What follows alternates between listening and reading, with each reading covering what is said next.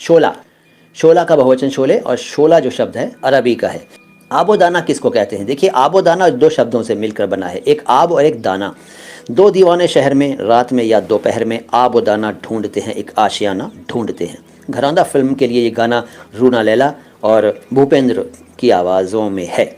आबोदाना, आब पानी, दाना अन्न। दाना पानी कहते हैं ना, दाना पानी, तो ये दाना पानी आबोदाना है।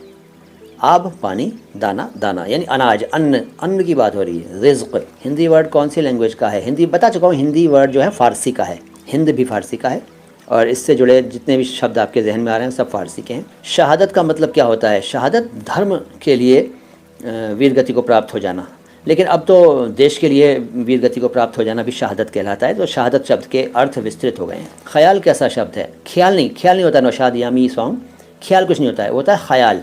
कई लोग कहते हैं ख्याल, मेरे ख्याल से, मेरे ख्याल से, मेरे ख्याल में, तू मेरा ख्याल रखियो, ऐसे बोलते हैं ना, ख्याल नहीं है, वो सही शब्द है ख्याल।